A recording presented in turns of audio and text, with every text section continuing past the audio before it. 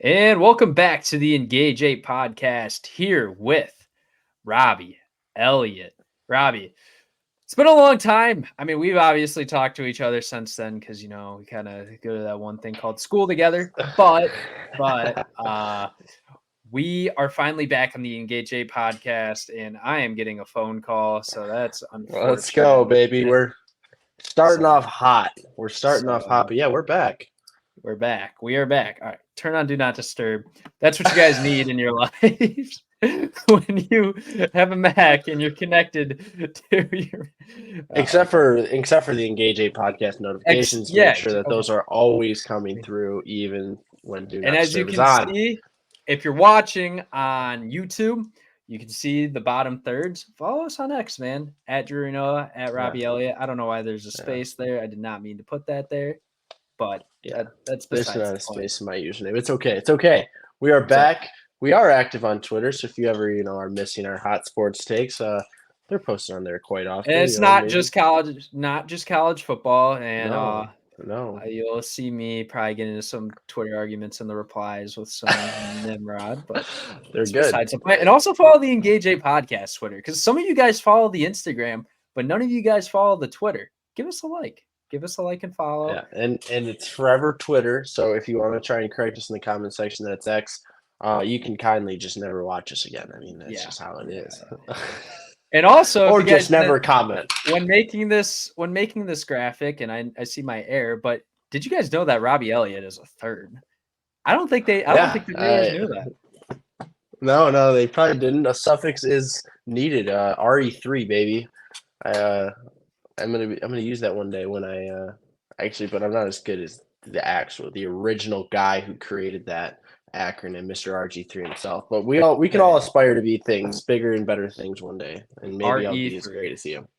Yeah, RE3 in the Ark, Noah's Ark. So yes, sir, baby, the Ark. All right, it is time to take a spin, Robby. You know what it's time to take a spin on?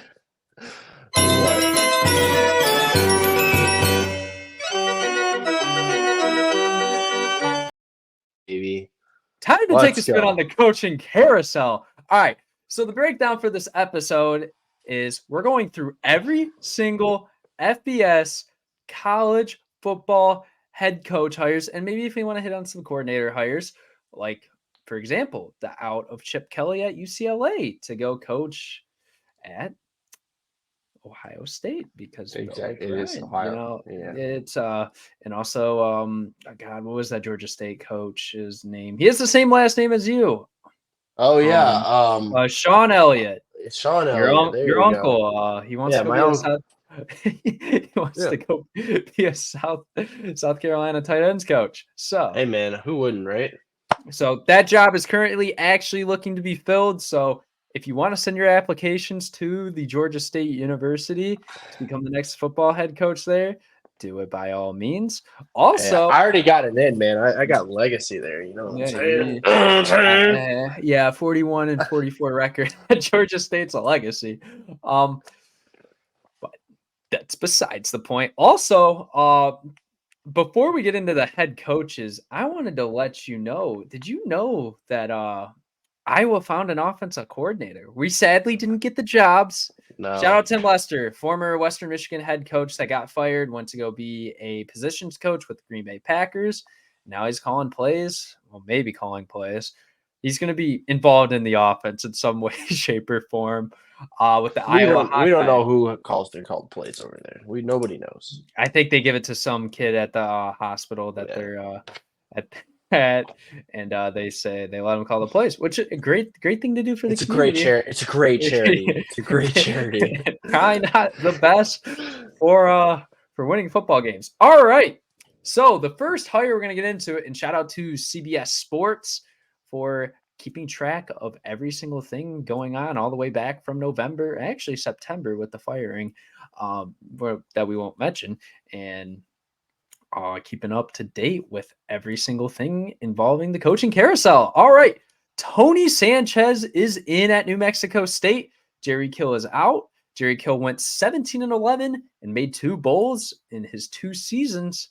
And Sanchez was a wide receivers coach before becoming the head coach obviously trying to keep some continuity, coming off a pretty good 10-3 season, or was it 10-4? I don't remember. They played like 13 games without even having a conference championship. No, they did play in a conference championship because they're not an independent anymore. Besides the point, I think they went 10-4. You lose a pretty good head coach. I believe he's going to be affiliated with Vanderbilt somehow. He retired and, he wanted to go sip margaritas in Cancun. And then now I think he has some affiliation with Vanderbilt. But regardless, really good head coach at the Group of 5 level. And not that it's significant, but do you have any opinion on this? I just think it's kind of big shoes to fill. Interesting shoes to fill, though, and I'm glad that they kept it within the house. I think when you started to see a culture change within a program like that, you kind of want to just keep it going for the guys. There's a lot of people, a lot of players, I should say, that were very much there for Krill, and when he left, they transferred out.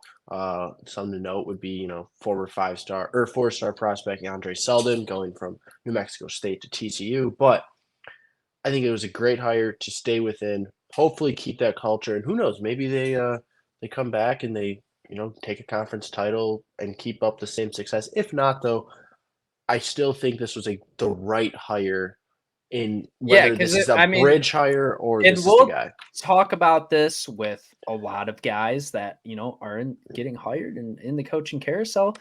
A lot of these smaller schools, they're not going to attract like the Group of 5s and even some small Power 5s. You're not going to be able to attract big names. Like the fact that Boston College got Bill O'Brien, which we'll talk about later, is huge for him because that guy can coach his ass off and he can develop talent. So we'll see how that goes. I'm interested to follow New Mexico State football after a good season. They do lose Diego Pavia, I believe, to Vanderbilt. So he was their leading quarterback for the last 2 years. And who knows? Might lead the Commodores to a nice 4-8 season. All right. Next up, we have Nevada out Ken Wilson and in Jeff Choate. So I think it's Choate. I don't know. It's really weird spelled last name. I'll say Choate led Montana State, and this is just the little blurb that they wrote. Led Montana State to back-to-back FCS playoff appearances in 2018, 2019, and jumped to Texas, where he served as a co-defensive coordinator, inside middle linebackers coach in 2021. And they gave him an A. I mean, if you're leading an FCS program to back-to-back FCS playoff appearances, which for you guys that don't know, it's not the college football playoff format. They actually have more than 4 or 12 teams that make it. So I believe it's is it 24 or 16? 24. I think it's 24. I think it's 24 too. I know it's stats for Division II. I'm not completely sure about FCS. But I mean, I don't know if being a co-defensive coordinator at Texas is necessarily the best thing on your resume considering how they've been, but that's besides the point. No, I think honestly, I mean, it's Nevada, right? Like, come on. Yeah, they haven't been good. It's a bridge job for him. This is a job that leads to hopefully bigger things by having success and getting some kids in the draft. And having success for Nevada is making a bowl. Exactly. Like very bad Mountain West Conference team. The year that they had Carson Strong and Romeo Dobbs, they still weren't very good. They went like I think 8-4, 7-5. Even the Jordan Love team, or not Jordan Love. No, you're right. That is the team I'm thinking of. Carson Strong, Romeo Dobbs. Yeah, Jordan Love. It's a different blue and like silver school. That he was at Utah State. Yeah. But no, you're right. They were with the great talent that place had seen. They still weren't great, and I think that is due by and large to a lack of a leader at the coaching position, and hopefully having the experience and being around the guys that Texas has had in their program and who he's gotten to be mentored by. Hopefully he can carry some of that over into his now head coaching role at Nevada. Hopefully he can. We shall wait and see how it plays out. But next, this one's actually pretty interesting. Out goes John Summerall because he takes the Tulane head coaching job, and in comes Gerard Parker, Notre Dame offensive coordinator. So he fills in after Tommy Rees leaves to go be the offensive coordinator at Alabama. And now Tommy Rees is a tight ends coach for the Cleveland Browns. And John Summerall led this Troy program to multiple Sun Belt championship appearances, has had a pretty damn good record while he's been the coach there. It's a tough loss, I believe. I don't think he might be the best coach in Troy football history. Like, yeah, he's done an excellent job. They've never been more relevant than they were this year. Yeah, I mean 23-4 in his 2 seasons at Troy. That is outstanding, and you can't really do better as a head coach.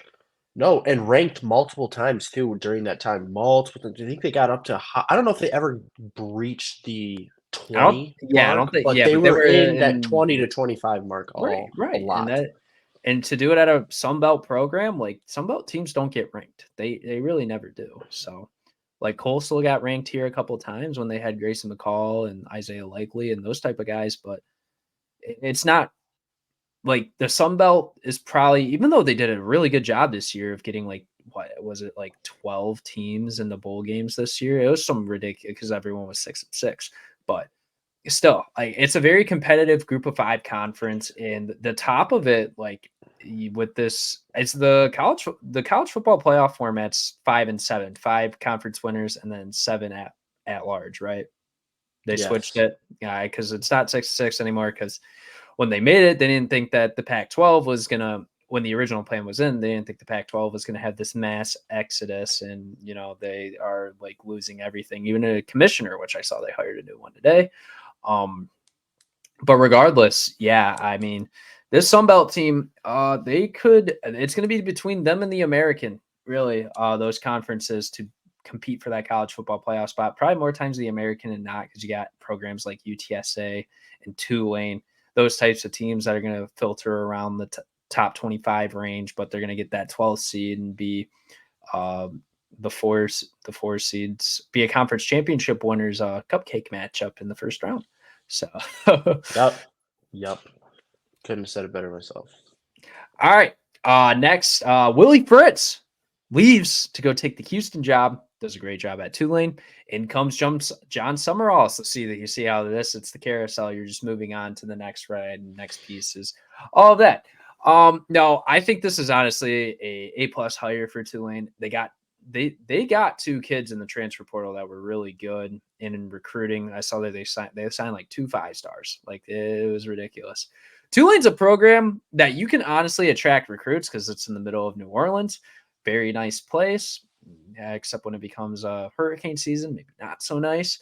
But no, I mean, it's a great school. Great private school, great facilities. It's a really nice team. You get sick jerseys too. But no, John Summerall, he's a very good head coach. Obviously, he's been able to step up his recruiting game a little bit. But Willie Fritz, one of the better Tulane coaches of all time, you're going to have to replace that. Making it to back-to-back American championships, or was it – they were in the American this year. They were in Conference USA the year before where they won it. But regardless – having to feed off the success of Willie Fritz as he takes the Houston job.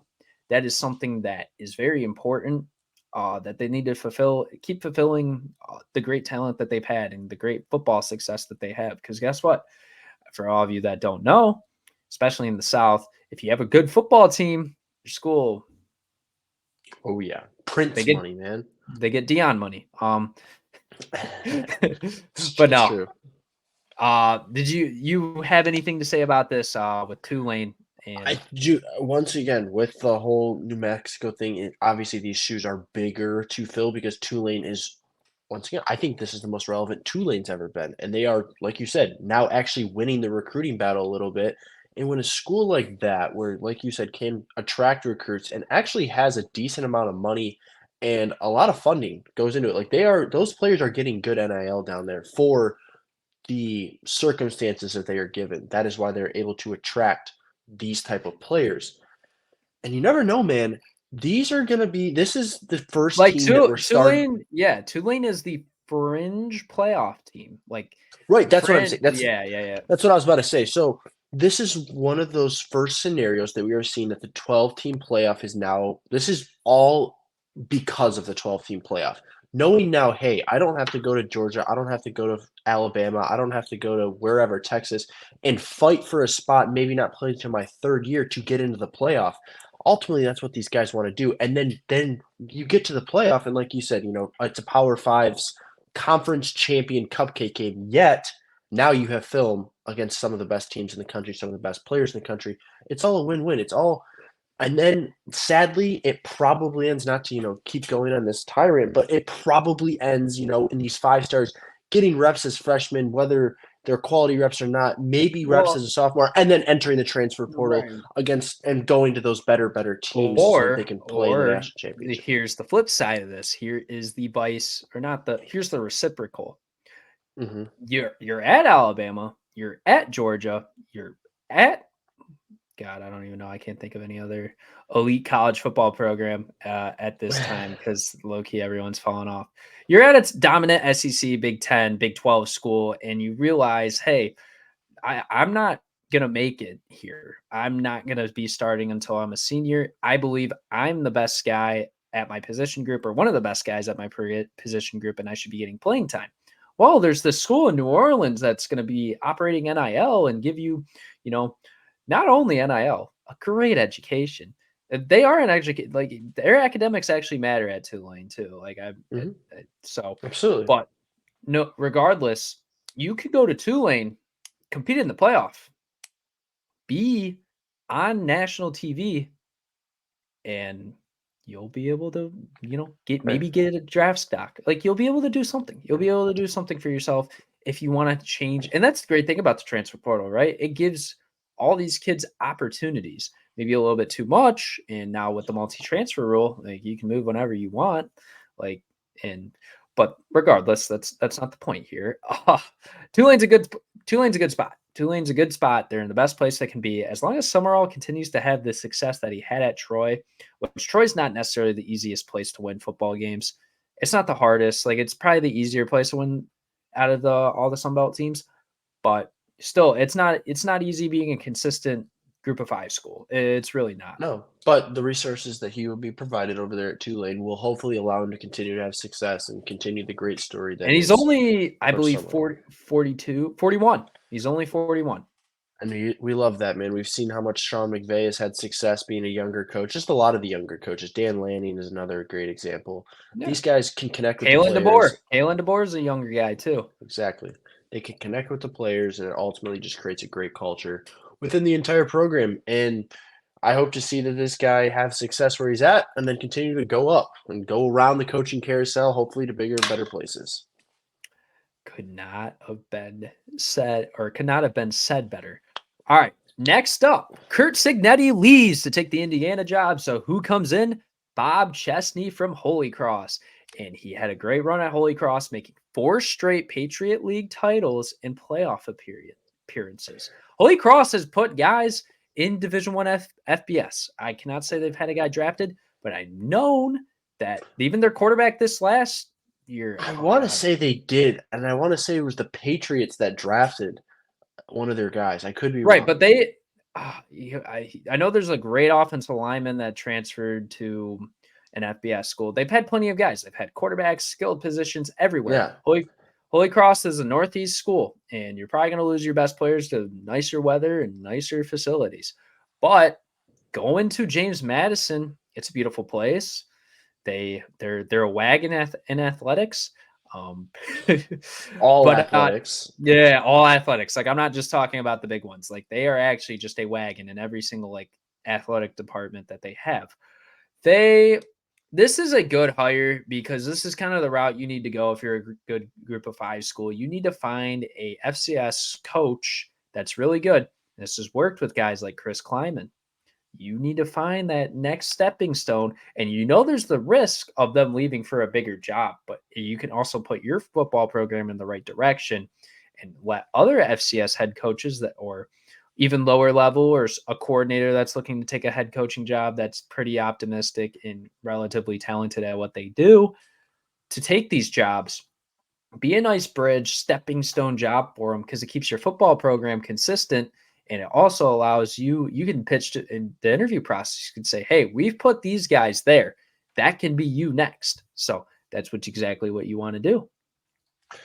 Couldn't have said it better. And you also, on the flip side of, maybe a guy leaving for a bigger job, some of these guys, man, they fall in love with these programs and they fall in love with just the grind that is these group of 5 teams and what they have to go through, and how when guys come to them, they're coming to them because they want to play there. They want to get better. Like, they're hungry, more, almost just as hungry, if not more, to just play football for the love of the game. And sometimes that authentic just love for football and love for the sport and love for the grind makes coaches just not want to leave there.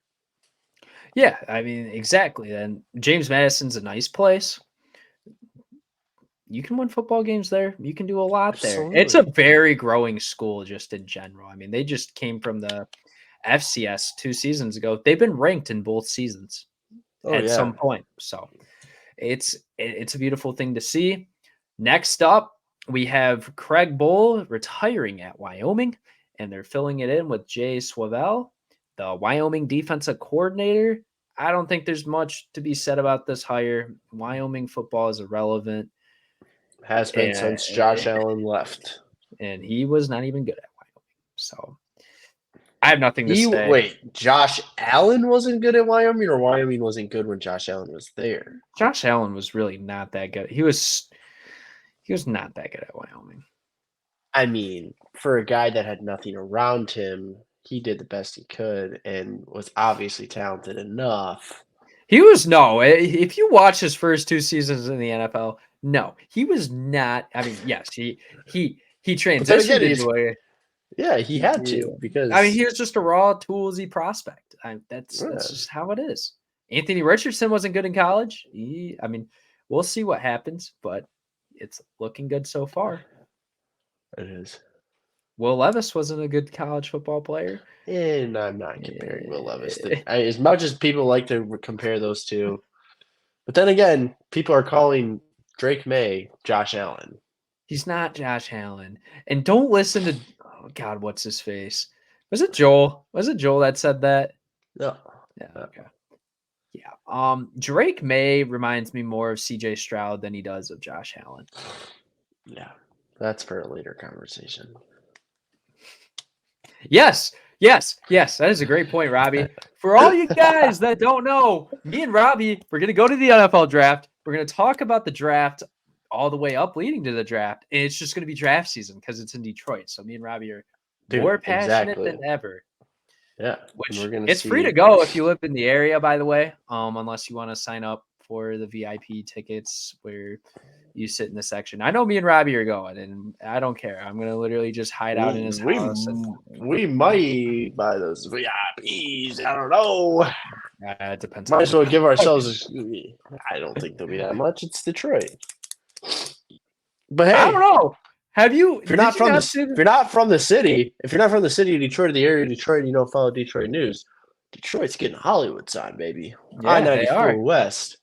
This place is booming now, baby. Yeah. We're gonna have a Super Bowl champion. There's supposed to be like multiple like little signs like before that too, like on your way and stuff. Like I read a little bit about it, but yeah, draft season.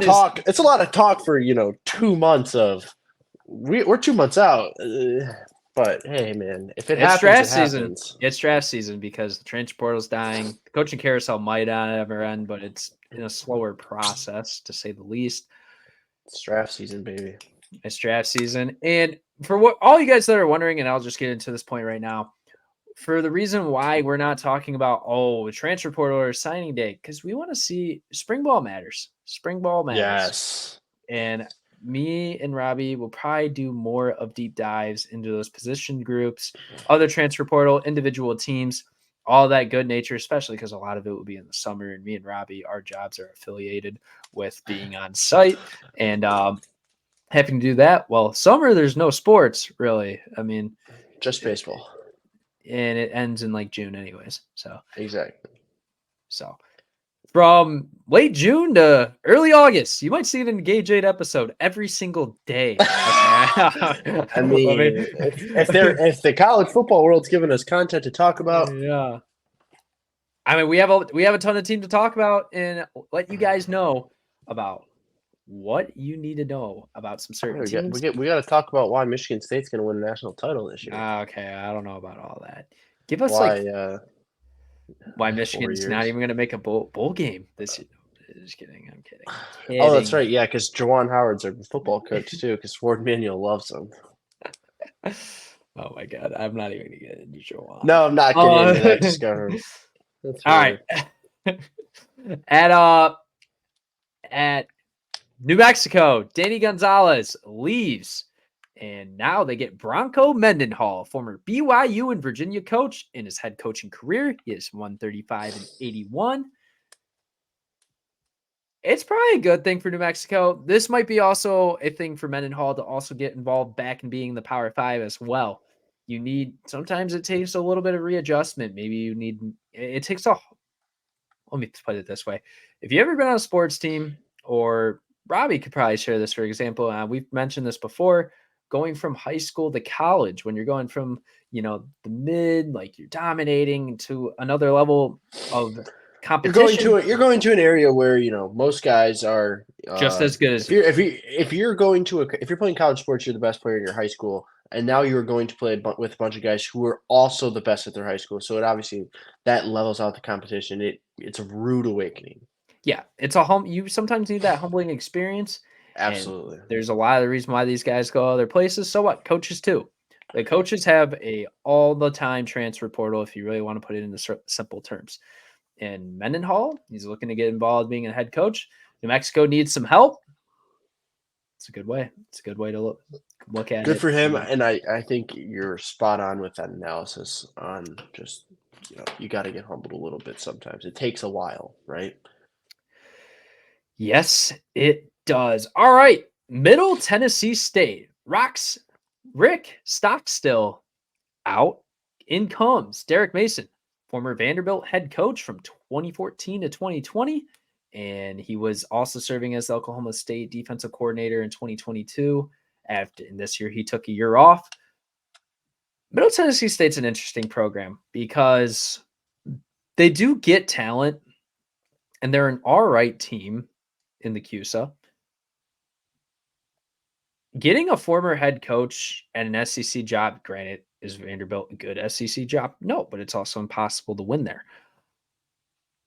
This might be the right move. You might need to be, if you're these types of schools that have okay talent, okay facilities, you stack up okay against the competition, you're making bowls some years, not some years. If you want to be more consistent, probably the route to go to get someone that has experience coaching at a disadvantage. I think that's a great way to put it. But at the same time, being around a program like Oklahoma State in 2022, that was a fairly successful program. So he's seen what it's like to win,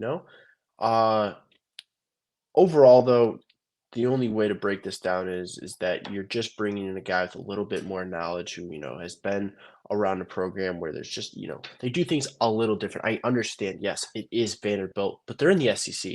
Everybody in the SEC is doing things just a little bit differently, or else they would not be in the SEC.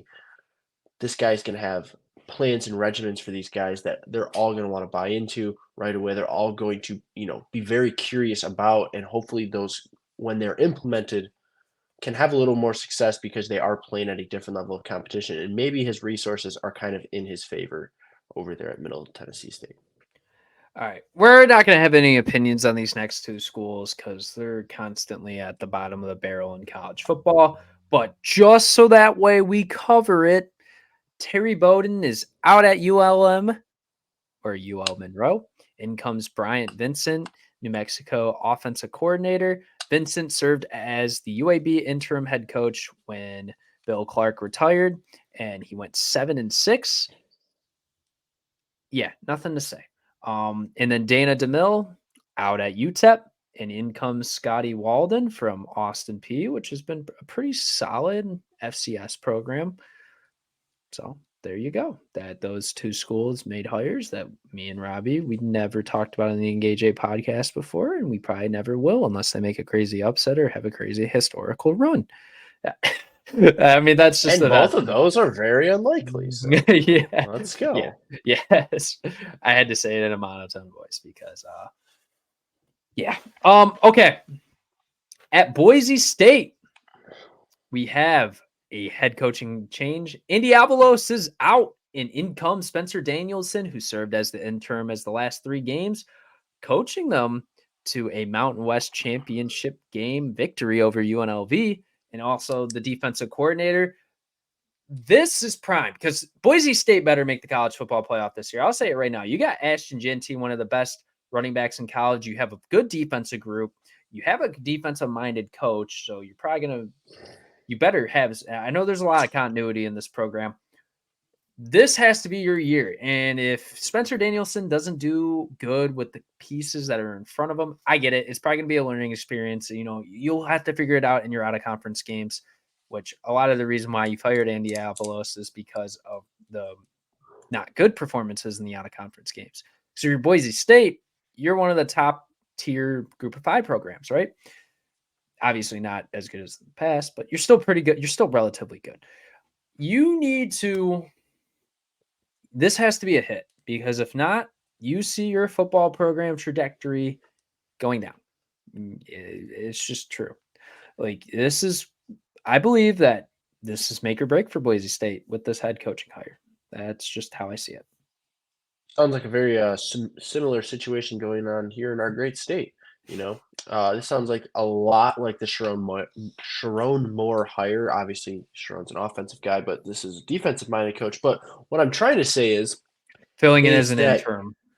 Yeah, filling in as an interim, winning a conference title, you know, but has had a great philosophy and is in one of those years where, you know, like you said, this is where Boise State can really like separate themselves and kind of put themselves in the right direction. Like you said, you make a college football playoff this year, that does so much for recruiting. That does so much for your star guys too, to just help their draft stock. And not only does it do all of that. Yeah, transfer portal too. Exactly, man. It can attract those guys that are coming down from those Power Fives that, hey, they need another opportunity. Let's do there is so much positive things that can happen for this Boise State program, who, as all of you college football fans, I would hope know, this is a program that has been at the top of the college football world, and they can – I'm not saying they can necessarily get back there, but they can be in that conversation. Right, exactly. Maybe not with the new landscape of college football that me and Robby, you know, we're just not going to – We're just we'll talk. We're just so curious to see how it's going to play out. We're going to put it that way. Yeah. All right. Next up, Willie Fritz fills in for Dana Holgerson after Holgerson gets fired because he just did not have a good time at Houston. But Willie Fritz, obviously, we talked about his success at Tulane and what John Summerall is going to have to do to fill in his shoes. Well, Willie Fritz has got to take over a program that's going to have good NIL money. They're in the Big 12, newly transitioned team from the American. But what he was able to do at Tulane in the Group of 5 is be a New Year's Six bowl contender and also win a New Year's Six game over, guess what? The probably top quarterback taken in the draft. We'll see. Hey, it's all big things for the resume, right? But here's what's even more important is Houston in a lot of different athletic or just different sports, right, has emerged and has really separated themselves. Like in basketball, this is a good basketball school. There's a lot of sports that they're really good at. Right. Houston has attracted those we've been talking so much, and we will get into like just the exact names of these players, but they've attracted some really good transfer portal talent. Willie Fritz, with NIL, exactly. Willie Fritz is a bigger name. If you are not a avid college football fan and you come here to get your information, learn the name Willie Fritz, figure out who this guy was, because I'm serious when I say this. Houston can really make a difference with a Big 12 conference that is wide open. Wide open. Texas is gone. Like, this is Oklahoma's gone. I mean, this year, I mean, anyone can win the Big 12. Well, I'm not going to say anyone, but Cincinnati's not going to win the Big 12 this year. Sorry to break it to you, Scott Satterfield fans, the 5 of you. You'd argue it's Colorado's conference to lose. No. It's not Colorado's conference to lose. You're not buying into this hype again, okay? But it's not buying into hype. It's simply saying, Dion, you have to have success, dude. You have to. You're in a lesser conference. Dude, he has to. He's got to. dude, I'm not. Not with this. Not with this team. Not with this team. He doesn't.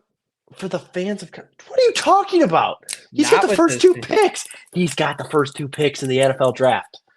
Will Johnson's getting picked before Travis Hunter. He's a no, because Travis is entering as a receiver. Maybe. He's not entering as a corner, dude. I He's mean, not. He might. He shouldn't. I've talked about this, but But if he does, Will Johnson will get picked over because Will Johnson is 10 times corner. I mean, Caleb Downs is 10 times the secondary guy. It's not the same position. No, Caleb Downs is a 2026 draft guy. Oh my gosh, I forget that he's doing all this as a freshman. He's got to play Michigan for the next 2 years. Anyways, Willie Fritz is a big name, dude. Willie Fritz is a big name with a big opportunity here at Houston, and I'm excited to see it because I want to see Houston succeed. This is a program that has a lot of resources, and they are in a great position. This is a tight team, not right away. This is 4 or 5 years looking down the road. They can make a TCU type run. Yeah. They really could. Yes. I agree, Robbie. All right. Anyways, next up, Michigan legend Brady Hoke had retired from the San Diego State Aztecs. In comes in Colorado offensive coordinator Sean Lewis. Sean Lewis needed to get out of Colorado because they had him stop calling plays right in the middle of the season. Reason. We found out why. No, we did. Yeah. We found out why. Yeah. Shedeur is a guy, right, that is he's such a raw talent. He's got a great arm. He's got a great mind for the game, but he's not a system guy at all. This is the absolute opposite of a system, and Sean Lewis does run a system. And it worked. It worked at the beginning of the years. It does. It really does. He coached the worst FBS football program that you could possibly coach at to a solid record. Kent State. You know what? You look up Kent State's record this season. I'm pretty sure they were the last team in the MAC. The MAC. Not MAC football's great. Kent State's arguably one of the worst football programs in the history of college football. Like I'm not. Sean Lewis made them competitive. He did. Oh, he did. He did. And that is why he was offered the opportunity he was, but trusted by a guy like Deion Sanders, who I don't care what you have to say about Deion Sanders. He knows football. Guys, right. He knows football better than a lot of people. So it was just 2 guys clashing. And obviously Shedeur Sanders means a little bit more to that football program than Sean Lewis. And everybody knew Sean Lewis was going to get another opportunity because they knew what he had to deal with over there at Colorado. That's why he's in the San Diego State job. Which, in my opinion, it's a great hire. It's a good job. It's a team that's going to compete for the Mountain West Conference Championship, and he can bring his offensive mind to a really defensive-minded team. It might add a little bit more innovation. Are you going to attract the same defensive talent? Probably not, but you're probably recruiting more locally than you are nationally at San Diego State, which California has a lot of football talent at a lot of different schools, especially in the inner city. And you're recruiting states like Oregon, Washington, Arizona, Nevada as well. So I think it's a really good hire. Sean Lewis is a guy, he's meant for the group of 5. And hopefully, I don't mean this to sound disrespectful. I'm just saying he is a great group of 5 head coach. He is able to maximize maximize the amount of talent that he has to the highest degree. And this is the reason why guys like Kalen DeBoer, not that he coached in the group of 5, but coaches like Sean Lewis, Caleb DeBoer is a great example, maximizes the talent that he has and puts him in the best position to win. And why Kalen DeBoer was at a big enough job like Washington, got him to a national championship. Absolutely. I can't agree more with that statement. So just all those players from Alabama that are transferring might regret it. Okay. Now, Duke. This one's interesting. Mike Elko leaves for the Texas A&M job, of course, and comes in former Miami head coach Manny Diaz. Not only former Miami head coach, but this was the defensive coordinator at one point was the best defense in the country in Penn State until they let a team run 37 straight times on them. Okay, but even after that, they were still a great defense. It was still a great defense. Right. I'll give my 2 cents and I'll keep it short. This is a terrible hire. This is a terrible hire because if you can't succeed at a program like Miami, who has every resource available. I mean, hell, Mario Cristobal just went like 7-6 this season, and he's still got a top 5 recruiting class, which is insane. Exactly. Cristobal's a recruiter, though. He is a recruiter. But He is 100%. Listen, the only thing you can kind of bash on Miami for is that they don't have the die-hard, like, loyal fan base, right? That's the kind of just everything that's wrong with down there in Miami. Screw that. Money, facilities, you are the brand of the University of Miami. You have all this stuff, and you can't win there. What says you're going to win at its institution? First of all, that is hard to recruit at because them, like Stanford, like Vanderbilt, have such high academic standards that you are limited to the guys you are allowed to get. And I mean, come on, has he really developed guys? Has he really developed guys? We saw a guy like Kalen King go from walking in as a freshman, he was a superstar, or as a sophomore when he played, and then his junior year, he really wasn't the same player. Adisa Isaac never really made that next step. You can argue Chop Anderson did. Chop Robinson, sorry, not Chop Anderson. In my head, I was picturing Will Anderson. That's funny. Anyways, but this is your player cup? No, I'm just kidding. No. He's just. I don't know if this is the right guy, but hey, he was a hot name in terms of the coordinator guys looking for that next big job. So you kind of had to give it to him. And replacing Mike Elko, were you going to replace Mike Elko? No, that's hard. That's a hard thing to do. So at least you got a guy who's a defensive mind, which we have proven a lot, time in and time out, that some of the best coaches in football are all defensive minds. Right. And I think if you're going to win at a school like Duke, or, what I'll get into it later with a different head coach, you need to be a pain in the ass for other schools to game plan for you. That's really how you need to run stuff differently, and that's the great nature of college football. You got to create chaos. Is what a lot of people put it as. But keep going. But you need to create a schematic or a scheme that's so hard or a pain in the ass for coaches to prep for, like the triple options, like the air raid offenses, like a 4-2-5 defensive look with walk down linebackers. All these different things to really blitz a ton. You don't want to be just an average school with an average record running average schemes that everyone has figured out. You need to be different. You need to do the things that are really tough to, especially now when you have the opportunity to put a school like Duke on the national map. Not that they weren't last year because of Riley Leonard, but because you can now play in the college football playoff. And maybe Malik Murphy develops. Who knows? I forget he's going to Duke until I saw. I know it makes no sense. I look at that though, and I say, okay, once again, that Manny Diaz, he is going to be given the best chance. With the circumstances that he's then dealt with at Duke, he's getting guys. This Duke team lost a lot of talent in the transfer portal into the draft. They absolutely did, but Malik Murphy can attract talent because if he is who people say he is, they've said a lot. I've never heard a bad thing out of anybody's mouth at Texas about Malik Murphy and anybody that's ever played with him. So if he can be a leader and recruit guys, because it's not going to be this year. Duke, if anybody has any expectations for Manny Diaz and Duke and the Duke Blue Devils this year, you are so over your head. That is not going to be the team. Maybe 2 years from now. I don't know. The ACC might get weaker. So they will get weaker, but everyone's still got to figure out this new landscape of college football and how to navigate it. Yeah. So and a guy like Manny Diaz who hasn't been really thrown into the mix of that because, the success at Penn State has not been able to, he's not been experiencing those big games. He hasn't even played in a conference championship yet. Yeah. All right. That's too much time talking about Manny Diaz's name because I can guarantee you in the 2024 season, we might mention his name once or twice. No, I'm just kidding. Absolutely. Who knows if we get deep enough into where we get that bored because we're recording like 3 episodes a day about every single team. Yeah, we're gonna be predicting and trying to talk about what Manny Diaz is feeding Malik Murphy for breakfast when he posts on Instagram that he's gained 10 pounds of muscle. Well, yeah, maybe.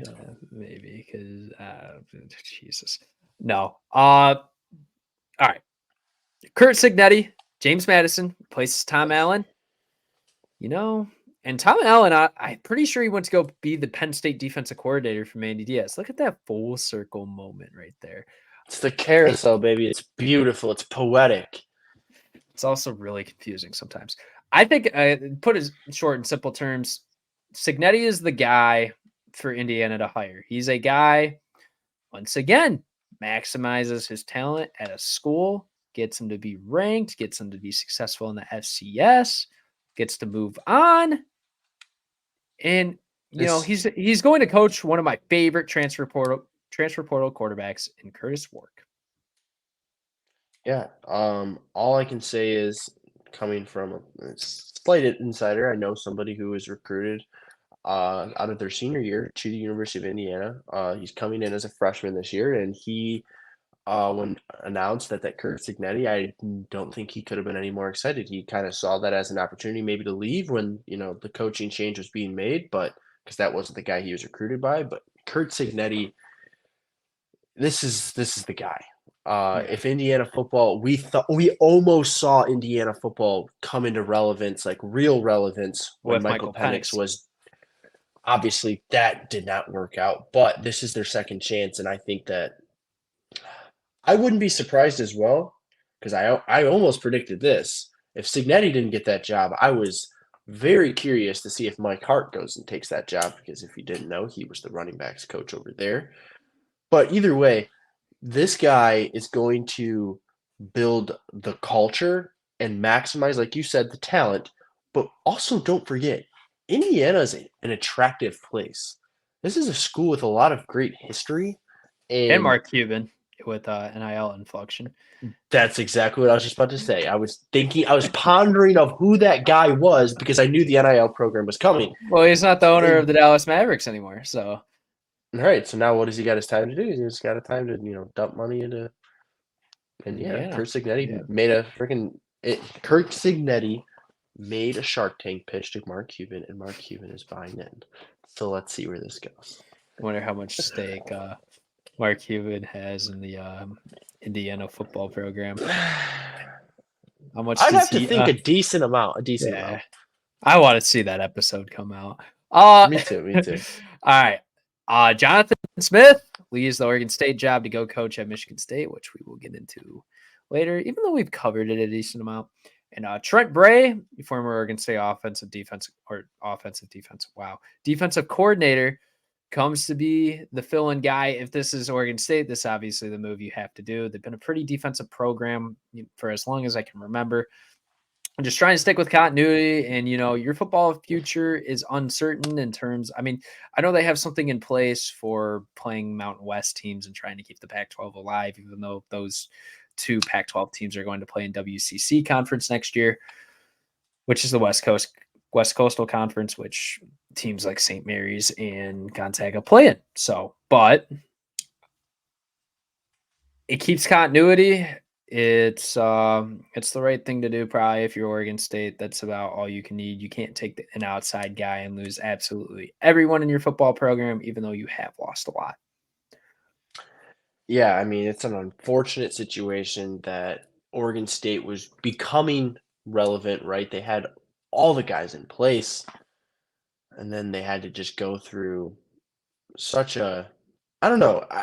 In some ways, you argue it was really good for the program because guys that maybe weren't going to get recognized. Jonathan Smith did make those guys somebodies, and now whether they followed him to Oregon State like Aiden Childs and all the other guys that followed. In Michigan State, what did I say?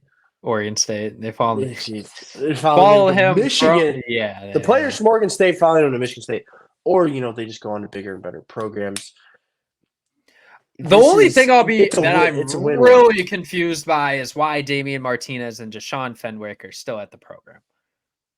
Because those two kids are studs. Well, you can argue, why did Darius Clemens go there? I mean, you say it's because of staying at home, but if you wanted to stay at home, why didn't you just I don't know.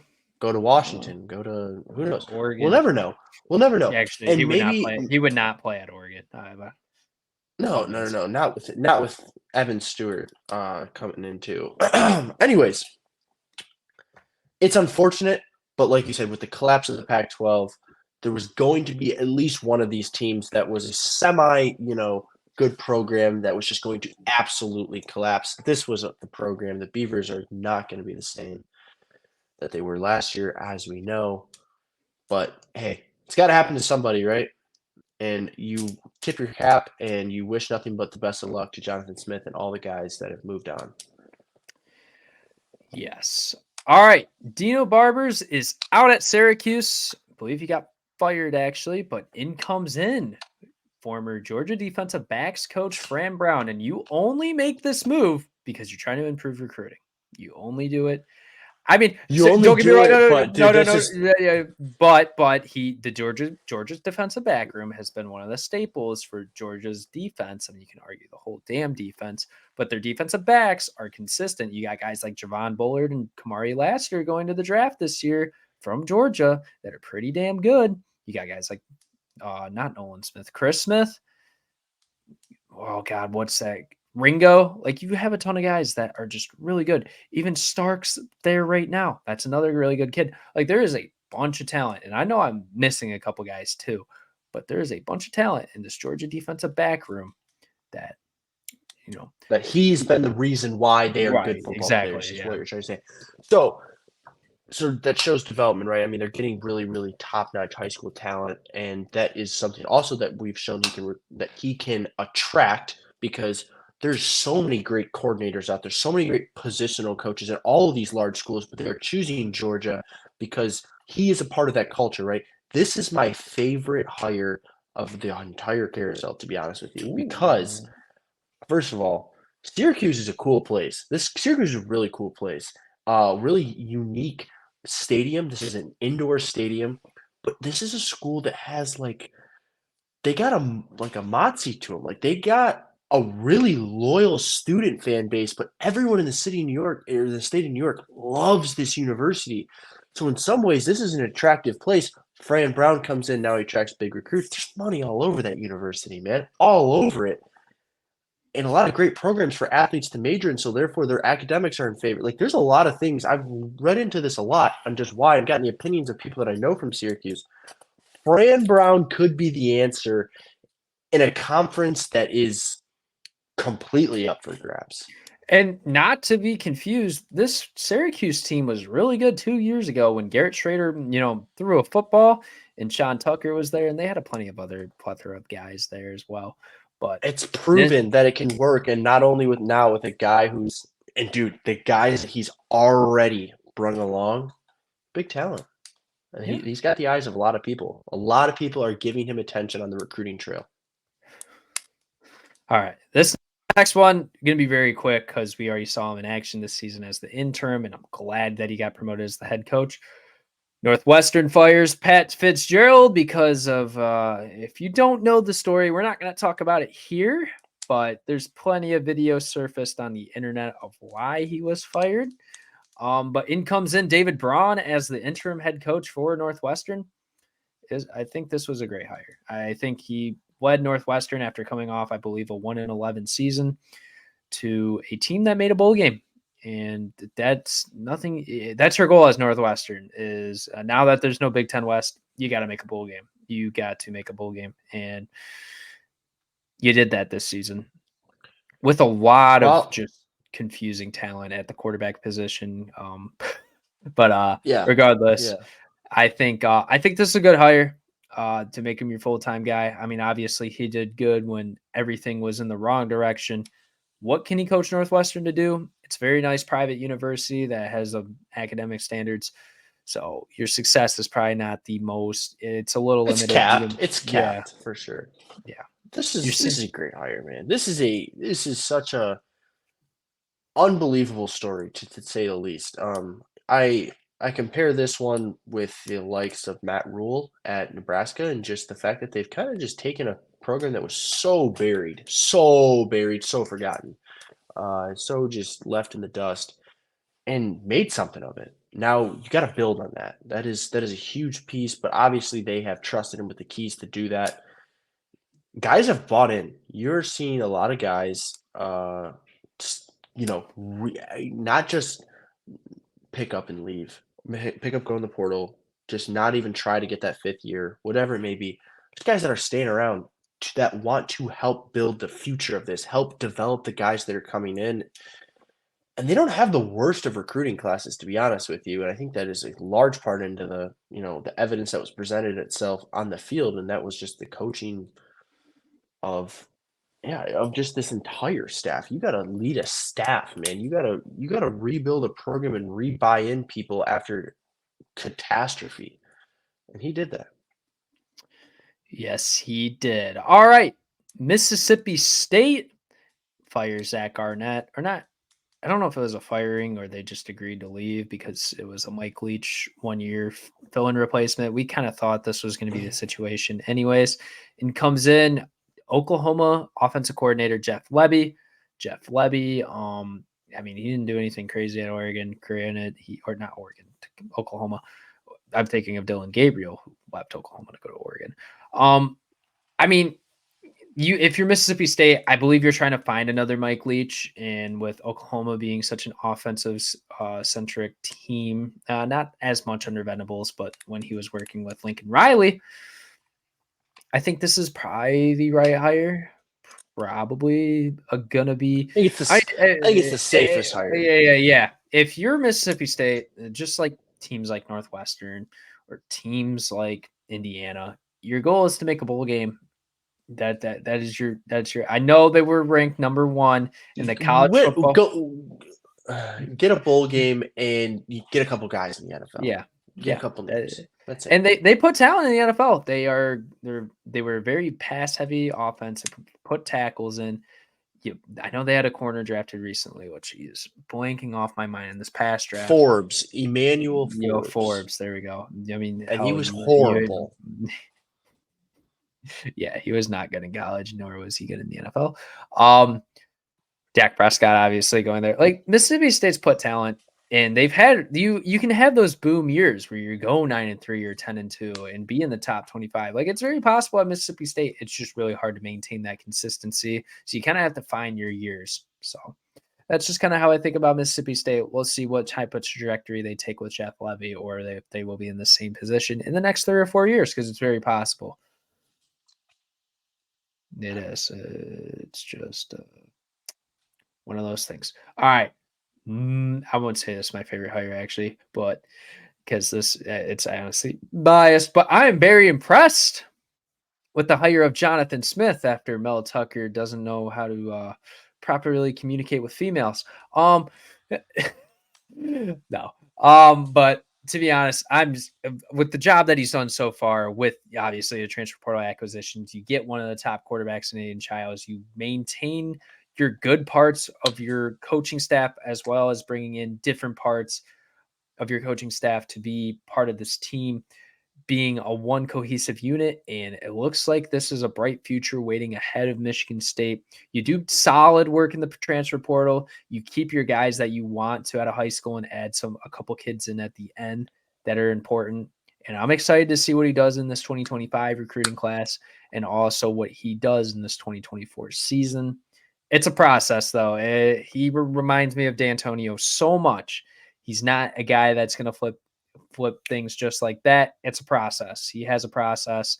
He wants those dogs. There's a reason why the term Spartan dogs hasn't meant as much recently, because Mark D'Antonio was a guy that wanted those Spartan dogs. Mel Tucker wanted those Chihuahuas that wanted to flex in Lamborghinis and all of these freaking expensive sports cars. And I'm rambling on and on and on because I'm very passionate about this hire as a Michigan State fan. It matters a lot to me as the team that I watch and I go to games too. And Robby has to wear an Aiden Childs jersey at the next Michigan game. Don't think that I forgot, Mr. Elliott, because we haven't even gotten you to ordering it yet. And he gets to wear it to the next Michigan State game when we go. So yeah, I mean that's just it. I really do love this hire, though. This is such a good hire. And this is a good hire because he's already done something that is very, very important if you want to be successful at Michigan State, and you have to win the battles, the recruiting battles within this state. This is a good state, right?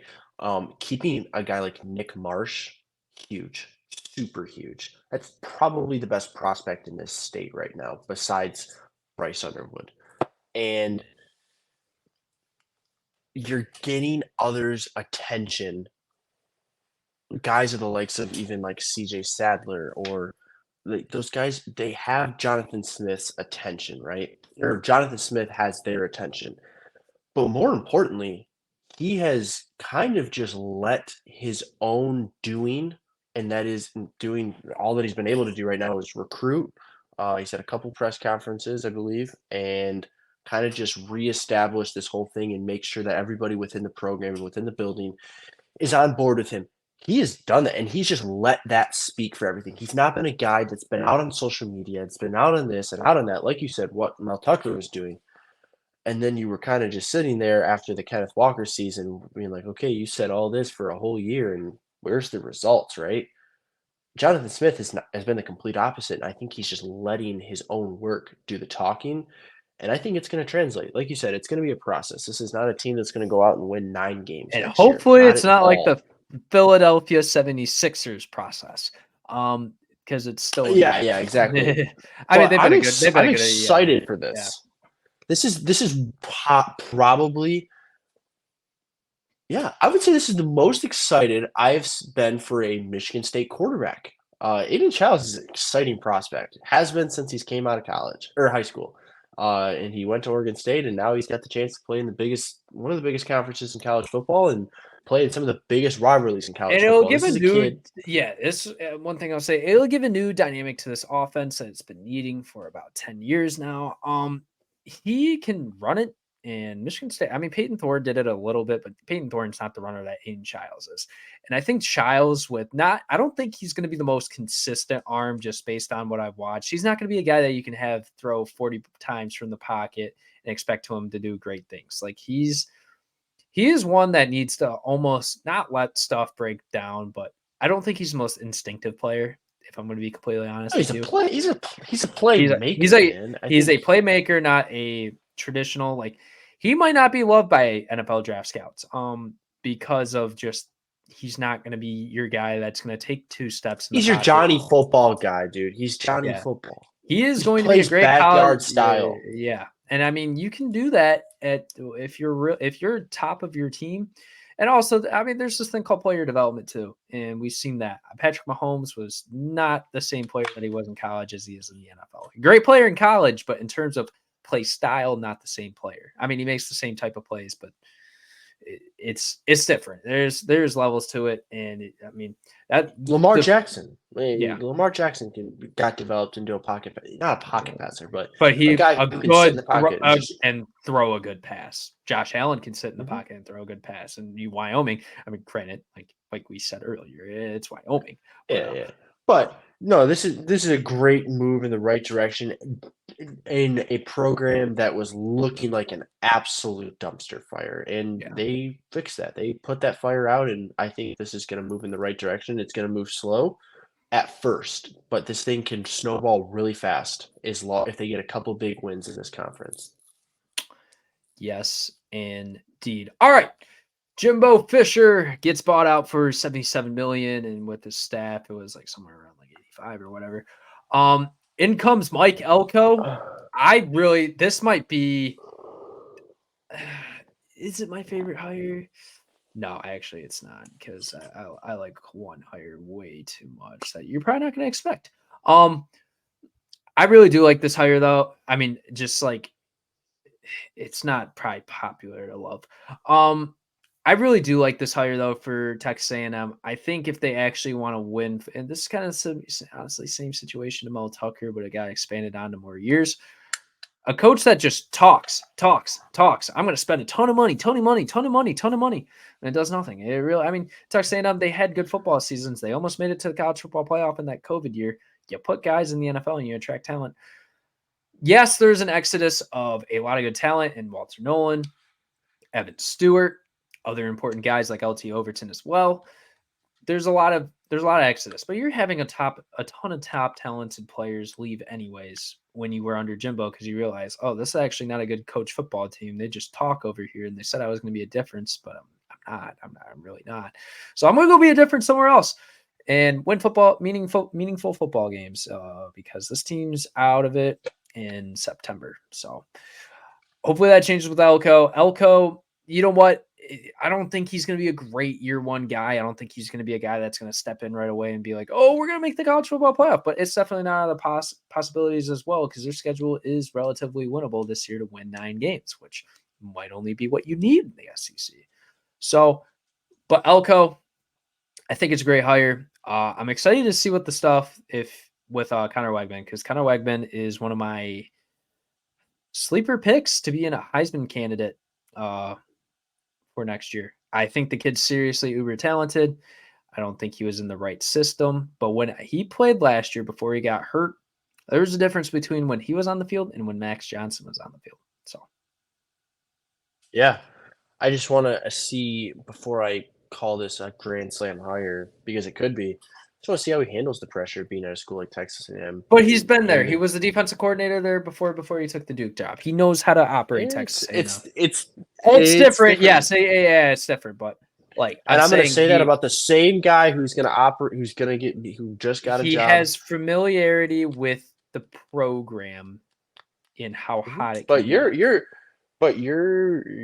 the head coach now. All the heat comes on at you when you are in a place like College Station in a stadium like Kyle Field.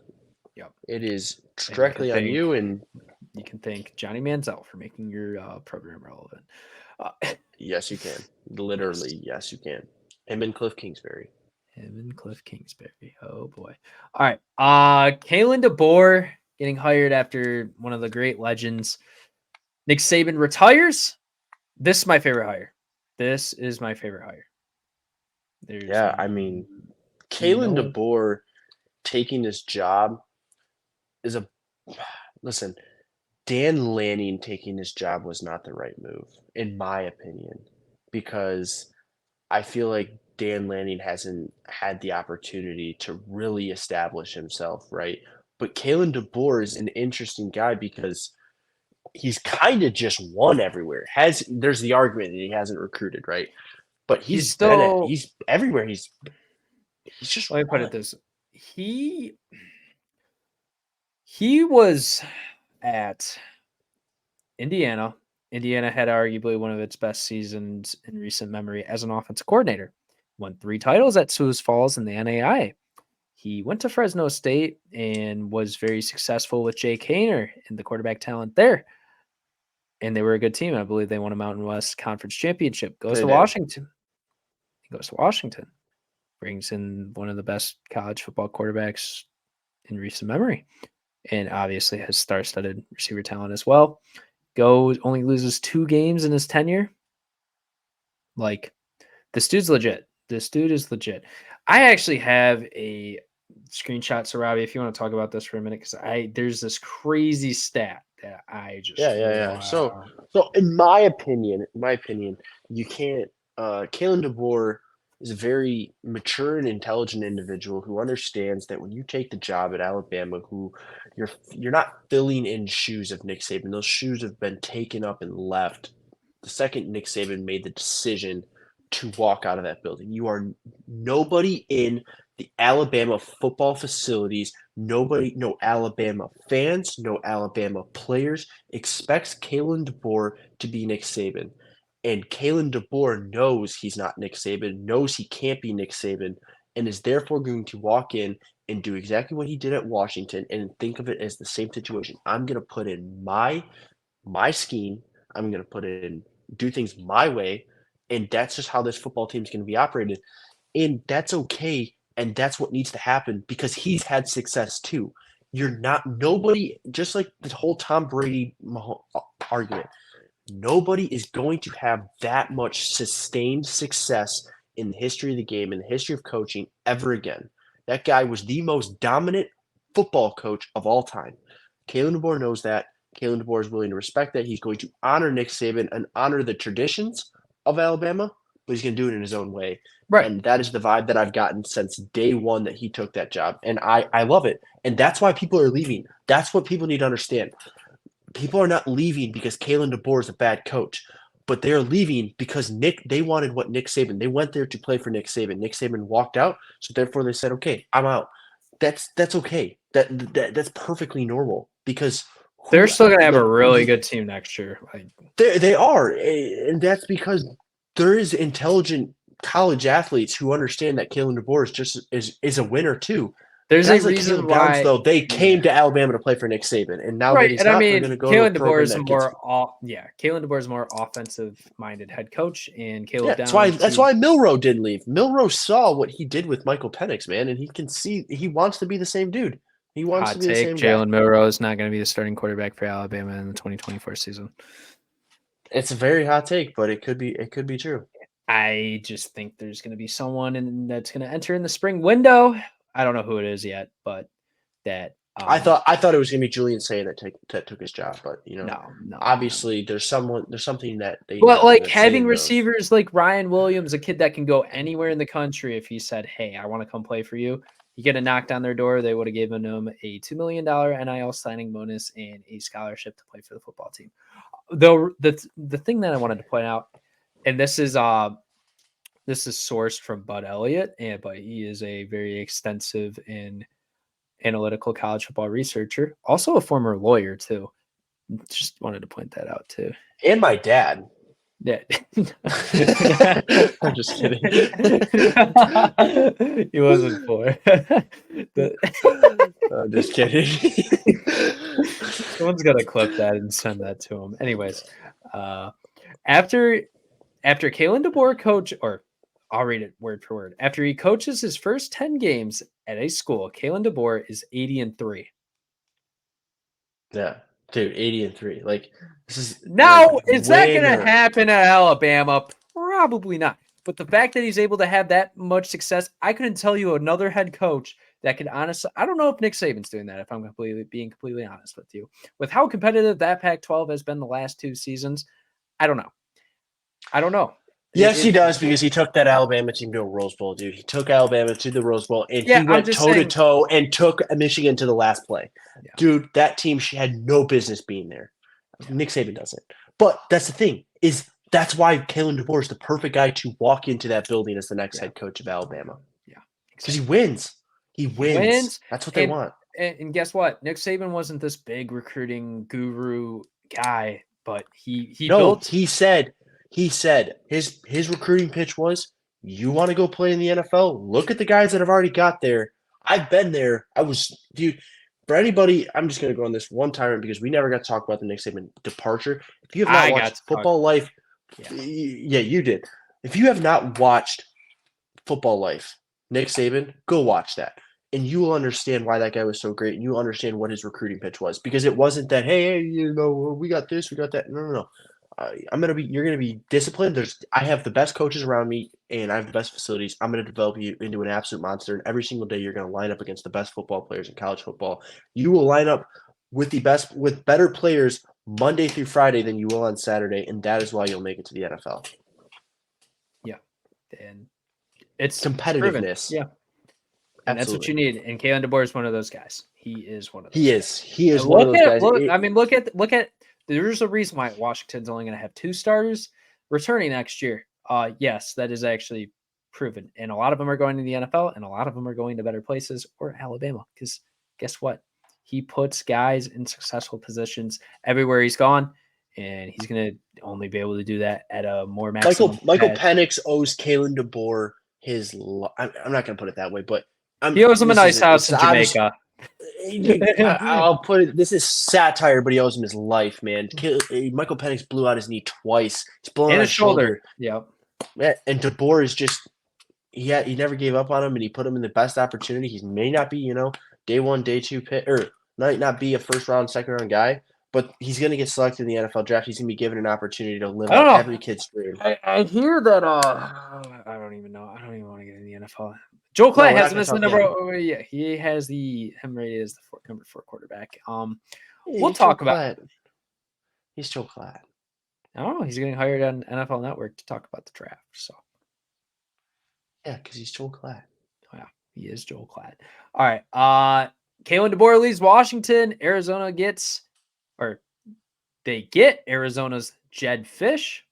Good hire. Good hire. Arizona was Good shit. hire, but how do they not get Noah Fafita is my question. Because Arizona.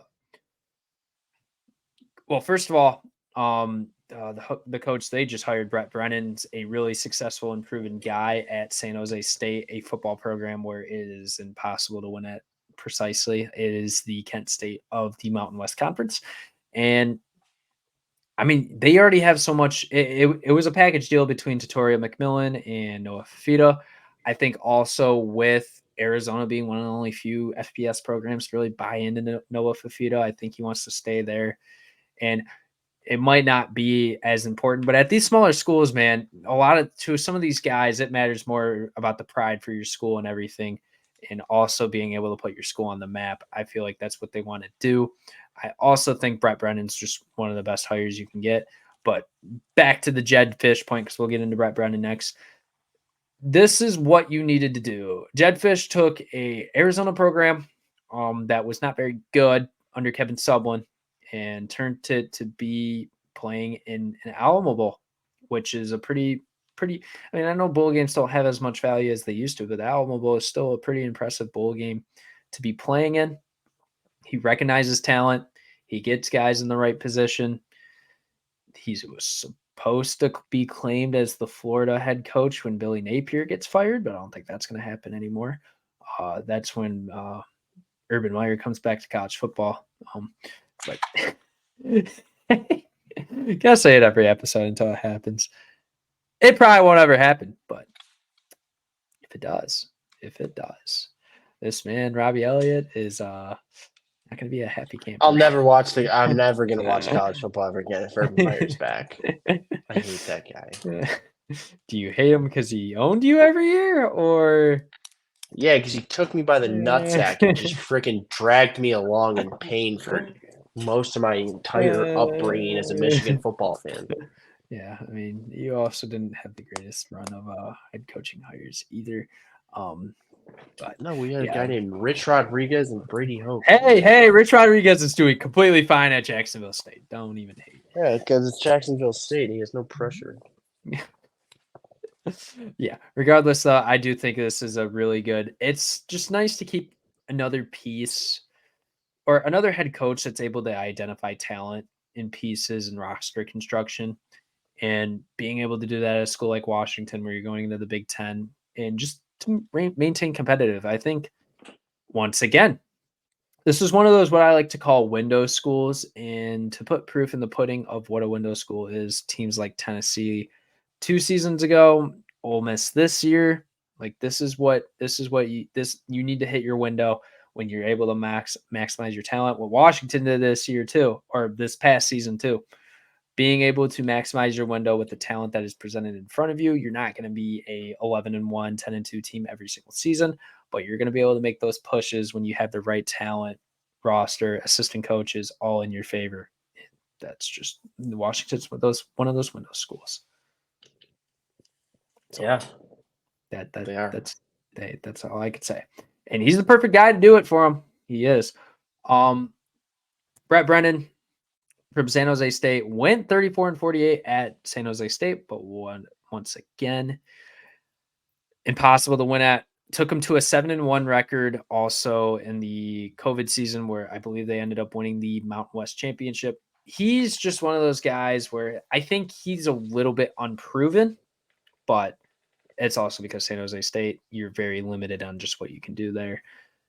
And I'm excited. I'm excited to see what he can do at Arizona, because Arizona could legitimately win the Big 12 next season. And if they kept Jed Fish, they probably would be my pick, but they're not. And we'll get into conference championship predictions. Obviously, we have a whole spring to go through too, because how I kind of want to do it, and me and Robby will talk about this more and more as time goes on, but I want to do obviously draft season and then spring ball season, and talk about, what's hot, who are the hot guys in the transfer portal, and then do team evaluations, and then we'll do conference evaluations. So that's how it'll go. I didn't do the same thing last year when I was doing more solo work. And then obviously I had this guy who I pitched the idea to, and now he is like, oh man, I gotta come on here. No, I'm just kidding. No. But No, we love what we do. we love what we do, and we wish we could have done it more often, but it's also kind of dead season too. And also me and Robby are probably at the busiest points we'll be in our entire lives for the foreseeable future. But no, I think this is a great hire. And then we're just going to get through these last. Oh, okay. We have a couple that I think we want to expand on, but it's starting to become a pretty lengthy episode. And if you made it, why not like, subscribe, and share? All right.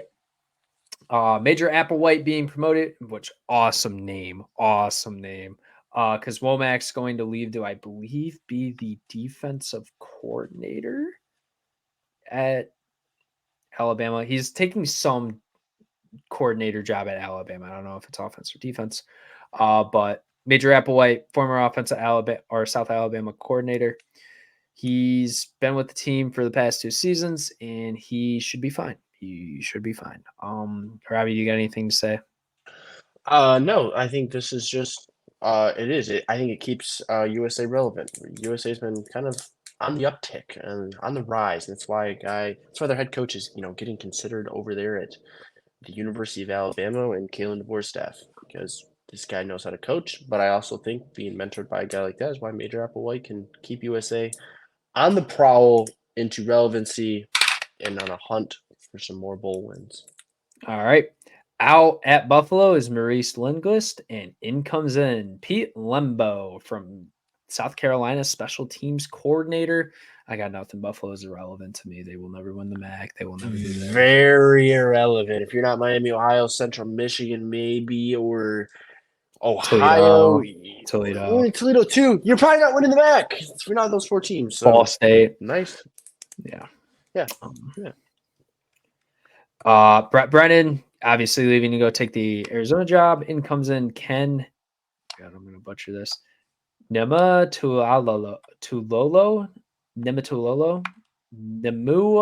Talolo. Okay, Ken. This is just a live. I've done plenty of roster reading or rosters for announcing and calling games, and this is definitely the most confusing name I've ever read in my entire life. Numa Tololo, I think is how you say it. I'm not pronouncing it because I don't even have it in front of my face. But we'll call him Coach Ken. Coach Ken. Coach Ken. Coach, I'm just Ken. There we go. Former UCLA tight ends coach. He was the former Navy coach for 16 years, and then he got fired from there. And then maybe he brings the option to San Jose State. I don't know. I really don't know. He doesn't maybe bring the option with him, but he brings. You got to be quite a disciplined guy, old school, gritty football that they preach at the Naval Academy, all those military academies. That's what he's going to bring to San Jose State. That's going to be different than everybody else, and we'll see how it plays out. As long as his players don't call him Coach, I'm Ken. I'm just Ken. That's what I should say. No, but apparently, some of the things that I heard is he just had a great when he was at Navy. He had a ton of players go to his house, and a lot of people a part of the academy and everything. And it was very family oriented when he was at Navy. And hopefully, you can bring that type of program and tradition into San Jose State, which you got to be pretty disciplined at because it's a good academic school in California. Yep. And also. Hopefully your parents aren't traveling far for games because gas is just ridiculous out there. All right. Out goes Jim Harbaugh to the NFL. In comes Sherrone Moore. Robby, take this one away because this is all you. All right. I've given my thoughts. So go listen to that episode if you want to hear my thoughts. Yeah. So here's the thoughts, okay? This is a PSA to all Michigan fans. And I'm going to give the same speech that I gave about Kalen DeBoer coming into the Alabama program after Nick Saban left. Jim Harbaugh isn't in the same category as Coach Saban, but in terms of just the coaching world, in the football aspect, This is a guy who might be one of the very few guys to win a Super Bowl and win a national championship. He's certainly one of the very few guys that has won a national championship and been to a Super Bowl. So he does deserve some respect in the fact that he turned around a Michigan football program that was great, okay? Or that wasn't great, turned it back to great. Here is why Sharon Moore obviously was the right hire, and that is simply because of continuity. There is a culture built. Now, is it hard? Terrible hire. Okay. No, just kidding. It is not. It's not a terrible hire. No, it's not. There was nobody. There's nobody really else for that job, anyways, because of just the uniqueness that Michigan is. Sharon Moore, though, is taking. I was very scared actually when I started thinking about this. I'm like, I know gosh, Robby is like, we're gonna be shit. We aren't gonna have shit. I just Everyone's entering the portal. We're not gonna have a football program in 5 years. I was not that overreacting, but I was just afraid of a guy. I was just afraid of Sharon Moore trying to be Jim Harbaugh, and he doesn't need to be Jim Harbaugh, and he can't be Jim Harbaugh. Like, not only I don't think he will be, but he can't be, and here's why. I think it's pretty hard to be an exact clone of Jim Harbaugh. He is I'm just talking. Yeah, I know what you mean. That's a guy. That's a guy who lives and breathes football. All he talks about is football. You ask anybody that's he has ever played kids over for sleepovers to convince them. Okay. Anyways, Jake Moody. Yeah. So, but anyway, okay. Sharon Moore has done a great job at not listening to anybody. Michigan fans, you need to quiet down and just understand. This was part of the promise to come coach for Harbaugh when the contract got made and he made his own staff. He told those guys, I'm going to get you back to the NFL. This has been Harbaugh's plan the whole time. He knew that at some point in time he was going to make it back, whether he won a national title or not. Okay? Sharon Moore knew that. Sharon Moore was the guy that took over the job and has now built his own staff. And he's built his staff very uniquely. He's understood that, yes, I have to keep continuity. Do I like the Michigan guys who love Michigan football just like Sharon Moore does, just like Jim Harbaugh did, and just like Kirk Campbell and all those other guys that are still there? Yes, you had to do that. But then you bring in other pieces, outside pieces, like the defensive line coach from Wisconsin. Bringing in guys like that. Bringing in Wink Martindale, who schematically fit Michigan's style of play last year. He also had all that stuff was the right. Tommy DeVito and all those great New York transfers. Yes, yeah. Just the great, but that's why he's the defensive coordinator, not the offensive.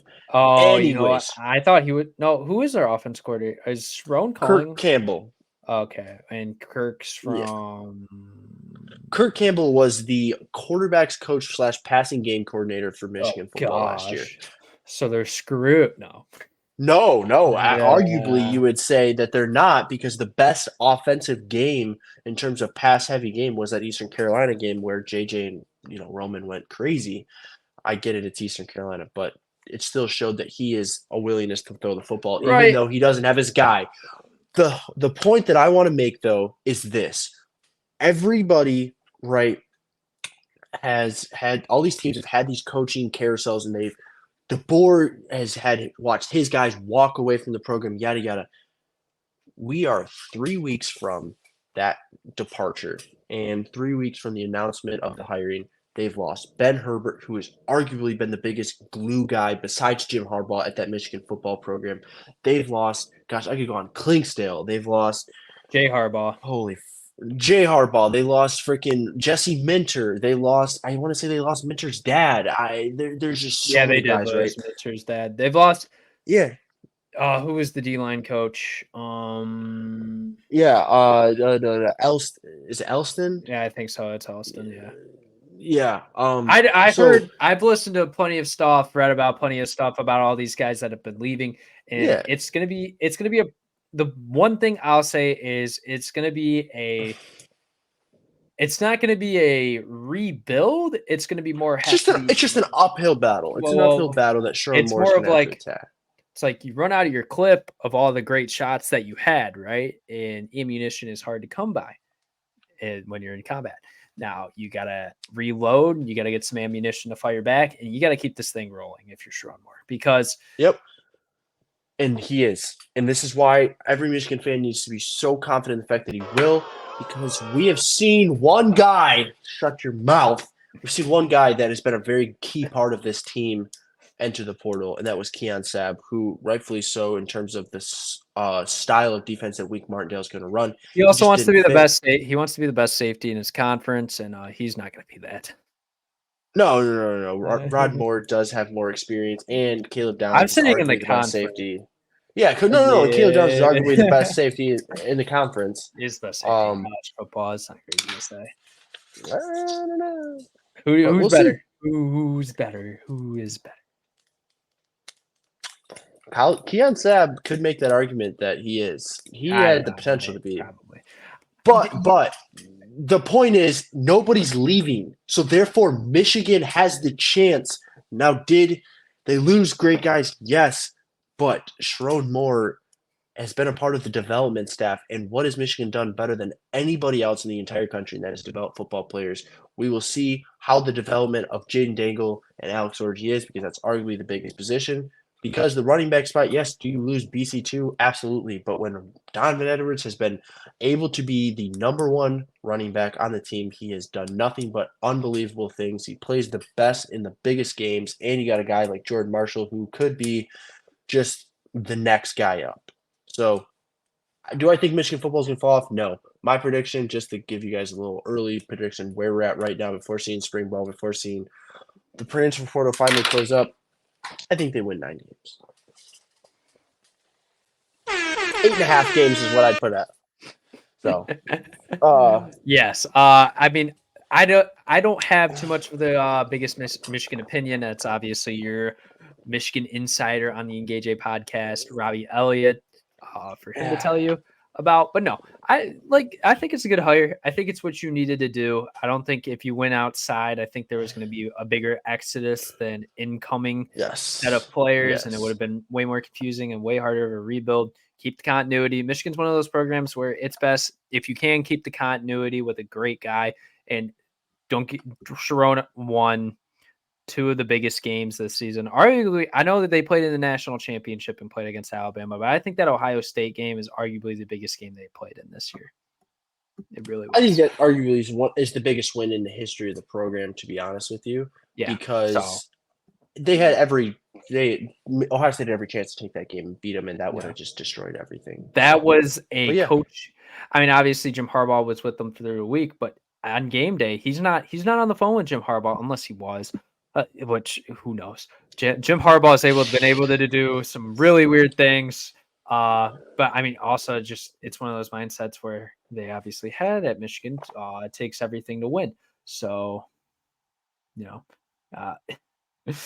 yes. Honestly, I think Connor Stallion should have been the hire, but you do what you got to do. He's the director of He's the national director of scouting, actually, for the Los Angeles Chargers. Gosh, I've said that twice. No, he's not, but he should be. He should be. Oh man. Oh God. I mean. Okay. All right. No, he's the face of our story. So. Yeah. Maybe we'll hire in Connor Stallions to be a co-host of the NKJ podcast. Gosh, I love that. You know what? I don't even want to know what it would be like. Okay. So Jeff Hafley leaves to go take, I believe, was it the offense or defensive coordinator position at Green Bay? I want to say it was offense, but maybe I'm wrong. I know he's going. Yeah, he's going to Green Bay. Yeah, he's going to Green Bay. In comes Bill O'Brien, the greatest Ohio State offensive coordinator in the history, has solid tenure of, I believe, a month. Yeah, man. Never lost to Michigan. Never even coached a practice. Let's just keep that in mind. Like actual practice. Never even put it in his scheme. But regardless, I still think Bill O'Brien and Chip Kelly will run the same sort of type of offense. They have the same offensive minds in terms of what they want to do with talent, obviously with RPOs and quick plays and all of that. That's what they're going to do. And Bill O'Brien take over Boston College. He is a great football coach that needed to go almost do his community service with the team that Boston College, they made it to a bowl game this year. And Jeff Hafley should have gotten fired. I don't know why he did it. The only reason why he didn't is because they made a bowl game this season, but I think this was an outlier from typically what they are. Bill O'Brien's the right guy. He's familiar with the area, obviously coaching with the New England Patriots before, coaching at Penn State.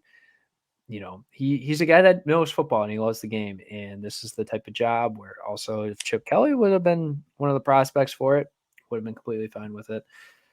He knows what to do. It's just a matter of doing it. That's really how it is. You're not going to obviously win a national championship. I don't even think Boston College is a window school. You're not going to win a national championship there. But if you want to compete for ACC titles, be relevant in the ACC, it's a perfect hire for them. Yeah. Bill O'Brien trying to make his way back after the disaster that happened in Houston and arguably a little bit of the disaster that happened in New England. And Yeah, I think but I football is don't. more his style. I don't think Houston was all his fault. I really don't. You argue, but it wasn't much better in New Yeah. England. So Yeah. I think it's kind of known that the NFL just not his thing. He was a great coordinator at Alabama. Just saying. He was a great coordinator at Alabama. All right, and then last, Chip Kelly goes in to fill in Bill O'Brien's big shoes at Ohio State at the offensive coordinator position. In comes Deshaun Foster. I think this is just what you needed to do if you're UCLA. Did you see that team meeting room reaction video? Yeah, like that. Dude, they went ballistic, man. That is the stuff that you like to see. Yeah, that is exactly what you want to see. And I mean, being a former UCLA great, playing in the NFL, coaching the running backs for this program for a very long time. UCLA needs nothing more than just somebody who's passionate about the university. And that he is a guy that could be a lifelong guy and lead you to a lot of success where almost any other coach couldn't, because UCLA has a ton of athletic and overall administration issues in general going on at that school. And obviously with them and Chip Kelly. It's always tough operating in Los Angeles, man. It's always tough. Yeah. Yeah. And then obviously Sean Elliott, we will see and let you know who fills that coveted Georgia State head coaching position. Maybe it's Robby Elliott and we have to find a new host on the Engage It podcast. Maybe it's me and Robby gets to just take over the show on his own and he's going to make it the Michigan podcast because that's what he is. Yes, sir. Lives that blue and maize. No, Robby, is there anything else you want to talk about related in the college football world that we need to get to today? No, because I think we'd be spoiling what's coming up in the next upcoming episodes. I'm gonna keep my mouth shut and just save it for the next one. Save it for the next one, indeed. We have no idea when we'll be back, but we can tell you it will be within the next week. Robby, what days? And we'll just do this live on air, or not live on air, but on air. What day do you think will work out the best for the next Engage 8 episode? Let's keep it on Mondays, man. Let's try and shoot for some Mondays. Mondays, we like this time. It's a good time slot. Let's do it. Yeah. So stay tuned. Stay tuned every Monday or Tuesday morning because me and Robby we are from Yappington, we like our Michigan, sleep. So. Yes, that too. I said I was going to go to bed at a good time, and for you guys that are still watching, it is 10:01 Eastern Time PM. So I saw Robby's face. Actually, no, Robby was late today. So I did not see Robby's face at this time. But no, yes. I was in school. Let us know if you like the new graphics that I implemented today. I'm going to get that Robby Elliott ad. It looks great. Yeah, it looks great. Definitely going to keep up with the creativity. And just to give you guys a little bit of a hint, we will be doing our NFL quarterback prospect rankings. And me and Robby have all week now to watch film. I mean, I've been watching film, and I know Robby has too, on guys in the NFL draft as well as in the transfer portal. So we are very well educated on this. Head coaching is not necessarily my best my best subject, it's really hard for me. It depends. At the bigger programs, yes. At the smaller programs, unless you're at the cream of the crop of the group of 5, it's really hard. But Well, when it comes to players, we know what we're talking about. Players are our thing. We are a players podcast. So for the players. For the players. All right. Thank you guys for listening to the podcast. Make sure you like, subscribe, and share. Go follow us on our ads that are at the bottom third. Also, the Engage a Instagram account is the same as the Twitter account, just with lowercase letters instead of uppercase. And go follow the TikTok. Maybe being able to get some shorts out of this, but we know we will during draft season. And then we're going to blow up and be the better than the New Heights. All these freaking stupid podcasts that just don't know what they're talking. I'm just kidding. Obviously, those guys know what they're talking about. And we love that. We love the love and respect for the other sports podcasts on this platform. So we appreciate everyone that has listened today or watched. Watch me and Robby talk for 100 minutes. Wow. That's but no, whatever you're doing, if you're on your commute, in the golf lab, getting those swings in ready for a great summertime on the golf course, me and Robby will be doing a live stream from the golf course. Got to do cart talk, the Engage 8 cart talk, baby. Yeah. Oh, that needs to be a thing with a cart cam and all. It needs to be a thing. Maybe that'll be a good TikTok thing, just in the summer when there's no college football. We're just gonna be able to do what the Engage 8 guys look like doing outside of talking about college football things. We'll keep it as monetized as possible. Yeah, monetized. What does the Engage 8 podcast look like at a Tigers game or something like that? Just some cool something ideas. like that. We'll see. We'll see. Maybe it'll just be a fun summer thing, not a fling. Yeah, absolutely. A thing, because we're gonna keep it every year. There you go. So, yes, sir, baby. Yes, sir. Commitment, loyalty, hustle, loyalty, and respect. John Cena, baby. All right. Oh man, we've talked for too long. Thank you guys for listening, and tune in to the next episode for our quarterback prospect rankings.